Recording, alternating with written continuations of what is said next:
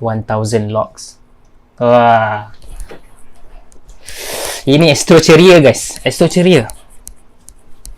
Golden Roger. Come on guys. Come on.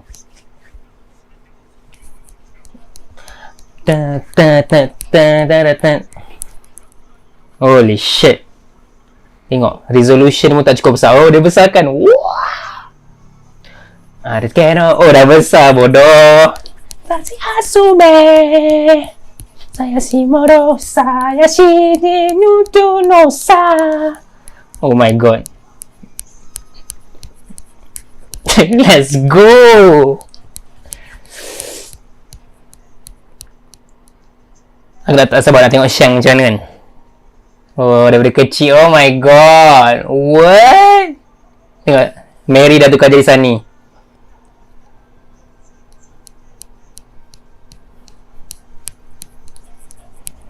Oh, damn it.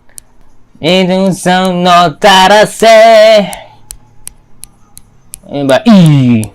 Kaido lah sia. Sume. Oh, lemah. Aku kena ulang balik part tu. Shang. Oh, baik. Sia. Already 10 out of 10. Tajuk confirm ada spoiler. Straw Hats Come Together. Oh ni. Ya, chapter ni lah. Opening tu boleh ulang banyak kali aku rasa. Okay, Big Mom. Peru.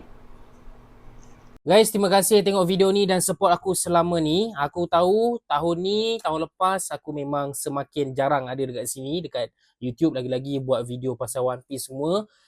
Sebabkan aku memang busy dan aku banyak travel lately. Jadi kalau korang tiba-tiba ada rasa nak travel, tak kisahlah negara dekat ke negara jauh ke, aku nak bagi tips dekat korang barang-barang apa yang wajib korang bawa untuk travel. Yang pertama, ini paling penting.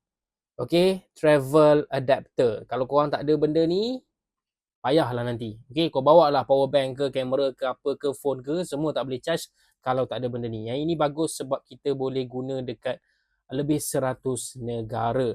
Barang kedua, korang kena ada earphone guys. Earphone. Okay. Sebab apa?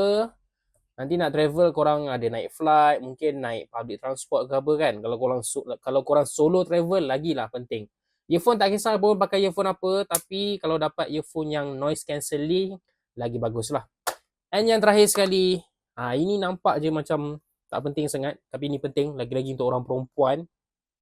Korang kena bawa portable steam iron macam ni.